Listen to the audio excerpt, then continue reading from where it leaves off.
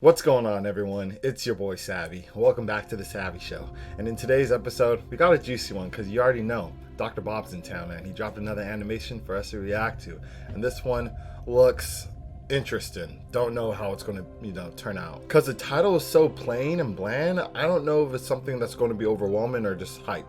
So this is SCP-747. Children and dolls. So we shall see if it might be like SCP that turns children into dolls or vice versa, who knows, but like always on this channel, I'm gonna find out today. So with that being said, if you guys enjoyed this reaction, please let me know by smashing that like button. Let's try to get 90 likes before the next upload, which possibly be tomorrow. If we hit that like meter, let's get it popping. And also remember, smash that sub button, join the family, and hit that bell so you don't miss an upload. So now with that all out the way, let's get this show started. Alrighty, SCP-747, Children and Dolls. Lego. The young man watches as the lily-white coffin is lowered into the ground. He is surprised at the dryness of his eyes, seeing as it's his own mother being buried. Oh wow, but now isn't the time for questions. When the dirt is piled on and the small service comes to an end, the young man is the last to leave. Other than the eulogy, he never says a single word to anyone. She'd been difficult towards the end. He'd cared for his mother until her disease had made it so that she wasn't really his mother anymore.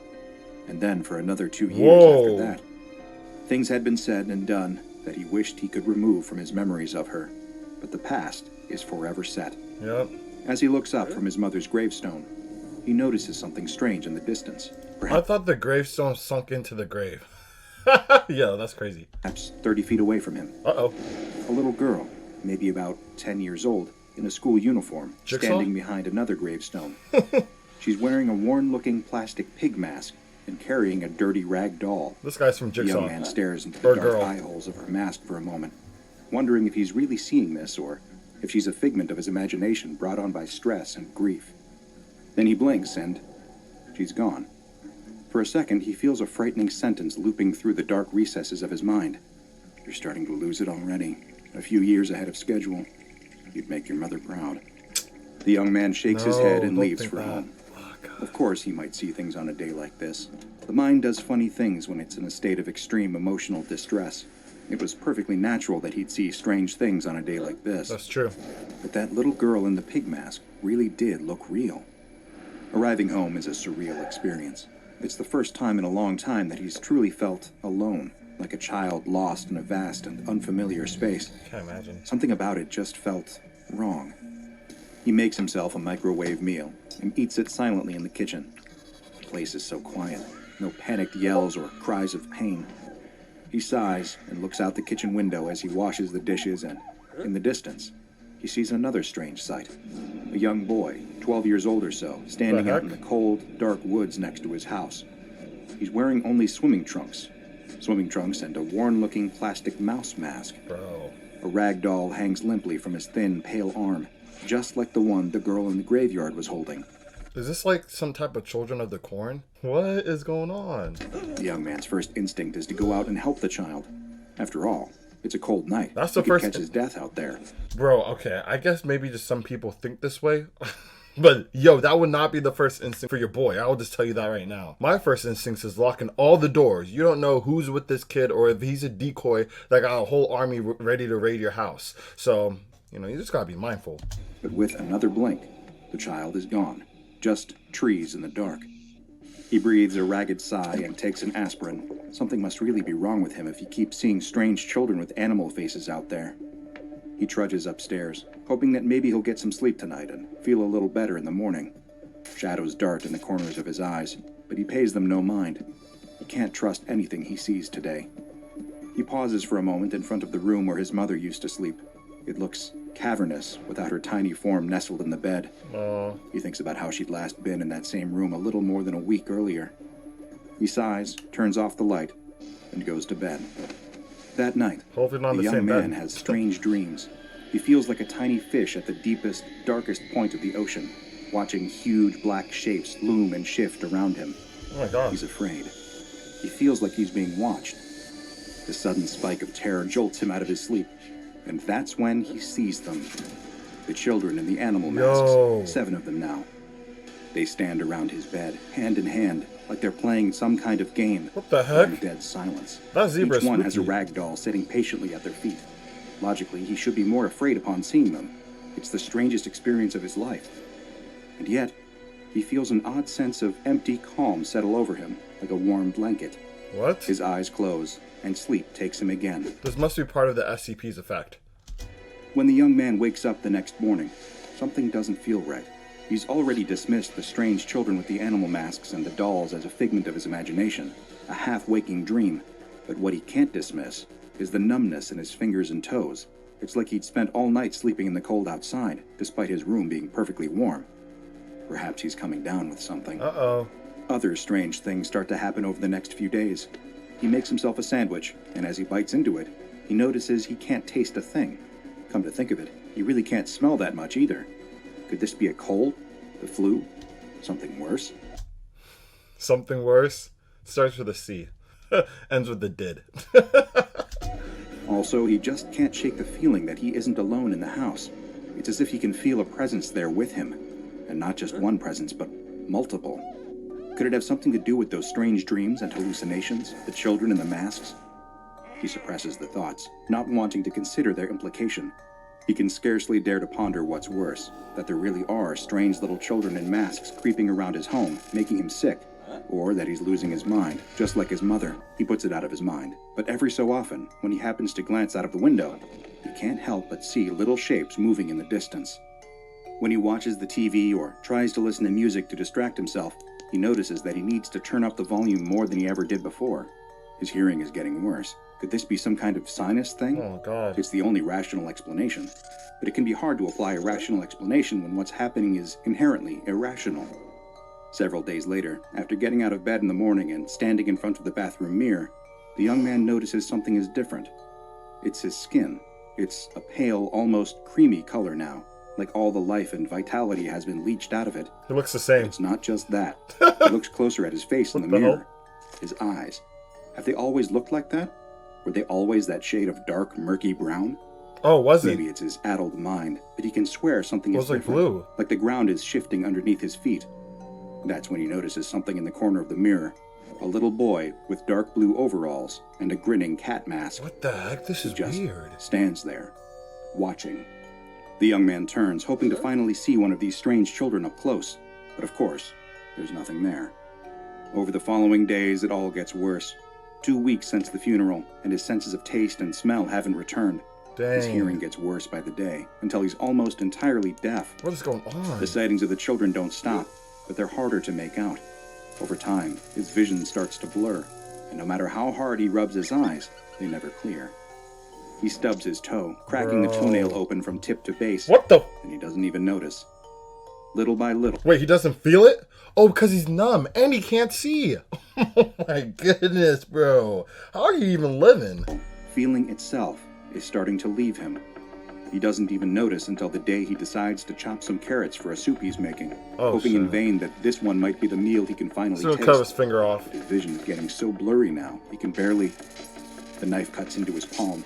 It takes him a second to even register, because there's no pain and no blood. He stares at the clean wound in his palm with What? detached fascination, trying to work out the shapes in front of him to make Shh. This guy's not a human anymore. This guy's a doll.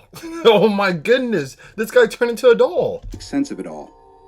What are those thin white strands sticking out of the cut? What the He heck? grabs the edge of the skin, though it doesn't look much like skin now, more like pale, ragged fabric, and he peels it back. No blood, no sinew, no flesh, just puffy white stuffing underneath. He's in bed, and has been for a few days now. He can't taste, smell, hear, feel, or even see. All he can do is think in the dark. He's confused and afraid. What the He heck? wants his mother, but she's long gone. On the outside, he's shrinking away, drawing into himself. He can't move or talk as he gets smaller and smaller. They walk in through the walls, the children in masks, ready to receive their new toy. The young man is nothing more. All that's left is another rag doll with a pair of brown button eyes laying on the bed. A little boy in a rabbit mask steps forward and picks it up. He stares at it for a moment before the children leave, and the house is empty once more. Bro, This is this is mad creepy.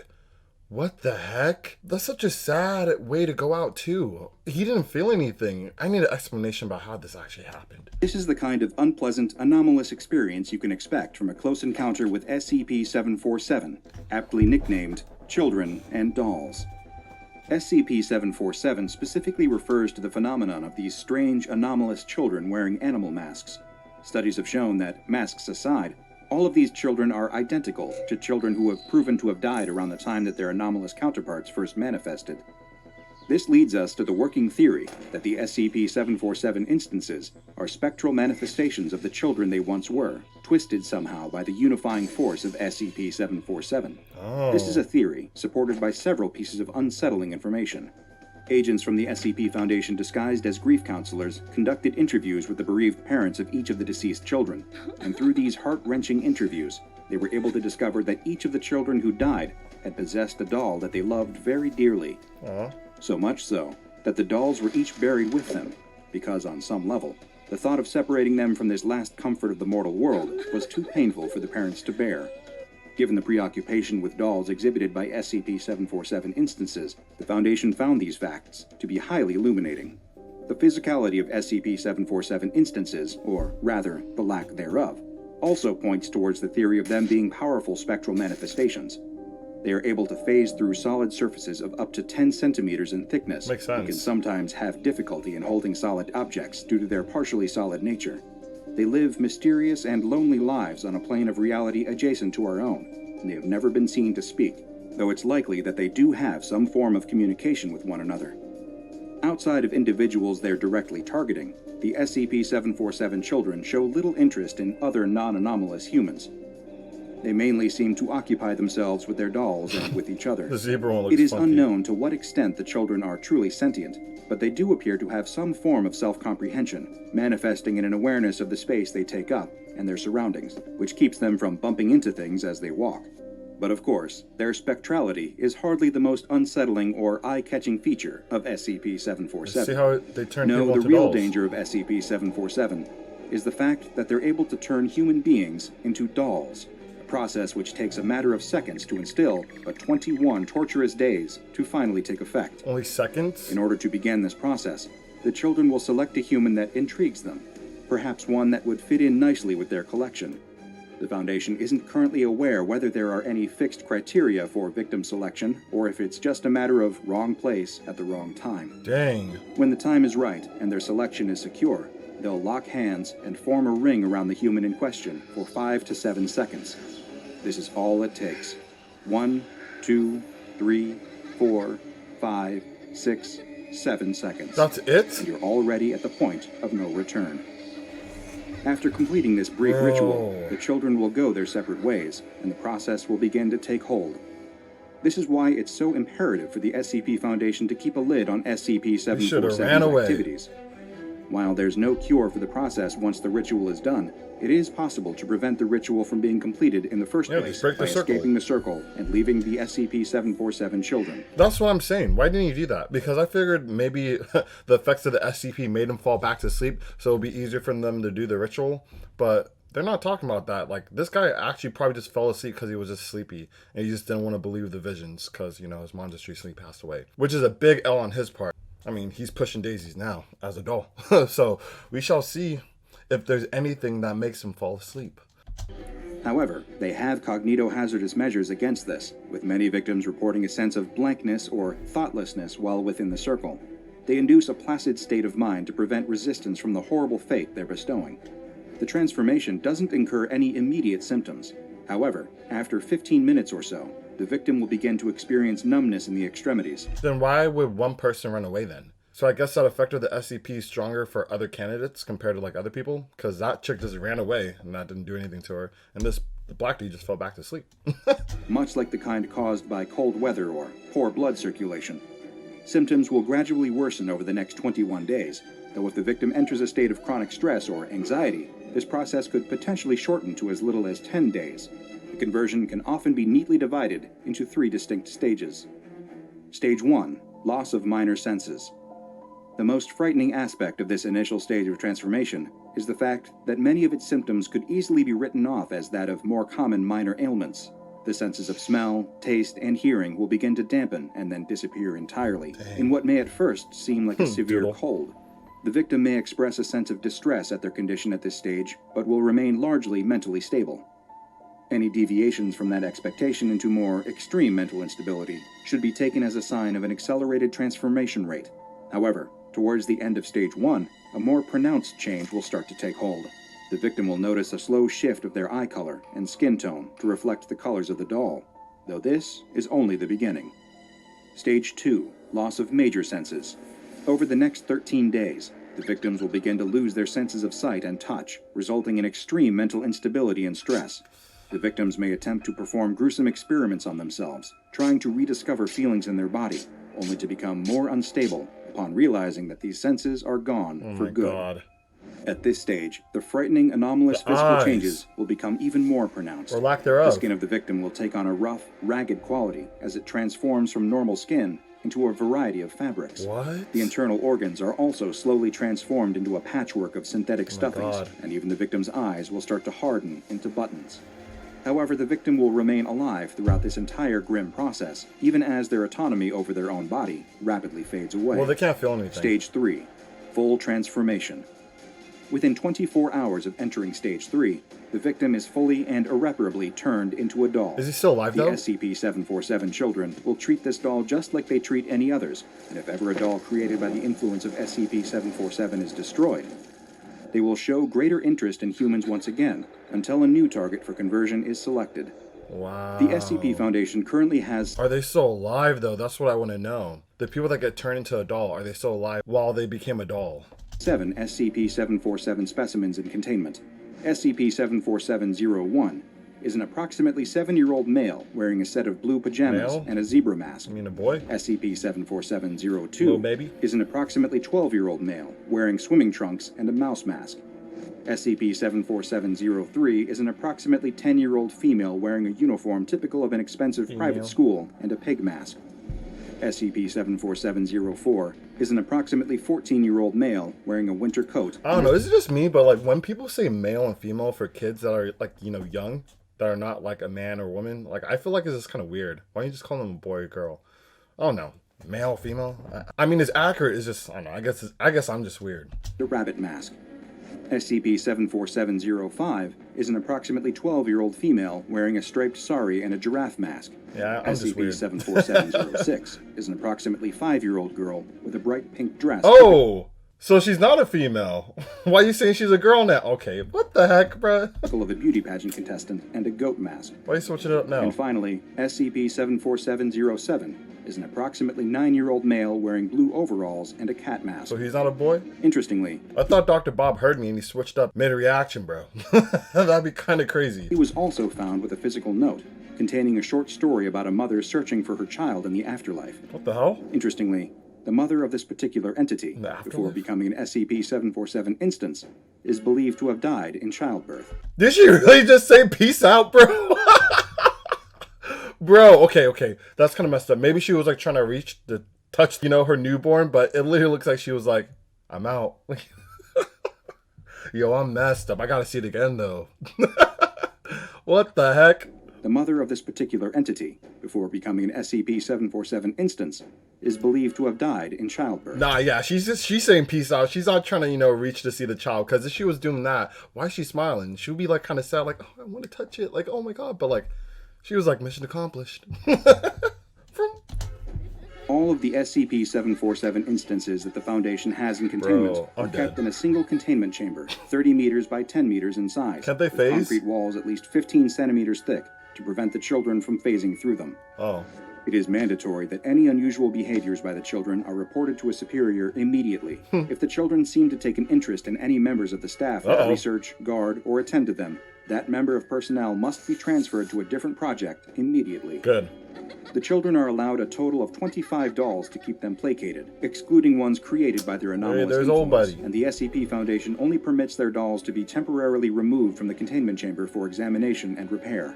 Any staff members who begin to show the previously described symptoms of anomalous SCP-747 It's influence over. are to be quarantined and contained separately. Task Force 747-B8 remains on call in the event of a containment breach to handle tracking, capture, and containment. Due to the incredibly volatile and dangerous nature of interfacing with SCP-747, Level 3 staff and above are only able to come into contact with them if the situation absolutely demands it. SCP-747 has been given the containment object class Euclid due to their phasing abilities and unpredictable nature.